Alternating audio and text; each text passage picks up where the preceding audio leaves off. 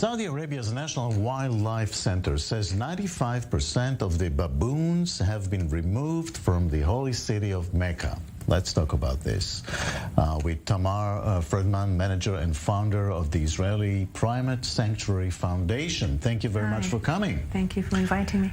What brings monkeys into cities to begin with?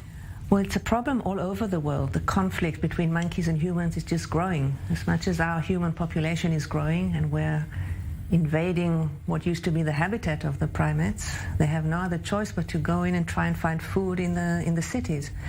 Other baboons are raiding the fields, and that's a different problem in Saudi Arabia. But the other problem is baboons going into the city and trying to find food either in the garbage, because as the population in the cities grow, there's a bigger problem of garbage and what to do with all the disposal of the garbage.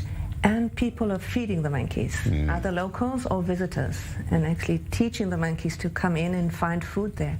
And this is a very growing problem all around the world between monkeys and the population. Let's face it, they are not nice, especially when they come in very large groups. Exactly. Baboons is not something you would really want to meet in a dark alley.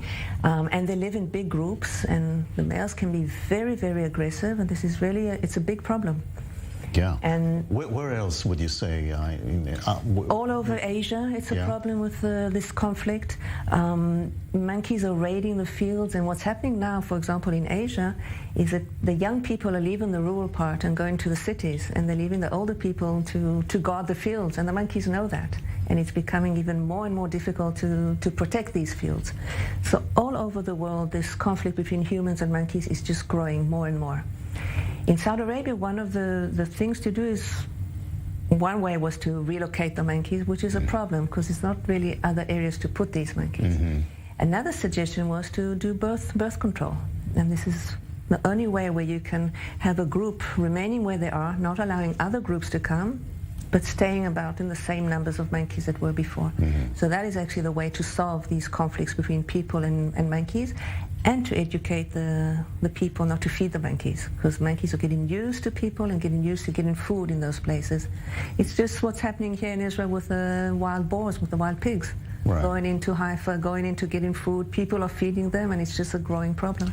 The problem with the monkeys is that they're very smart. Exactly. It's very hard to deal with them, They're very smart. It's very hard to deal with them. If people are trying to have loud voices, loud noises, and different kind of ways to get them away, this is not easy. They're too clever for these simple things. So the Saudis took care of this without extermination or anything like that? Yeah, exactly. But it's just a kind of a very...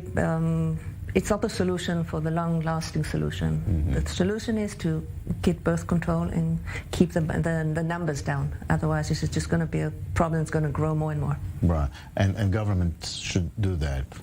That's the way that zoologists think that's the way to be done.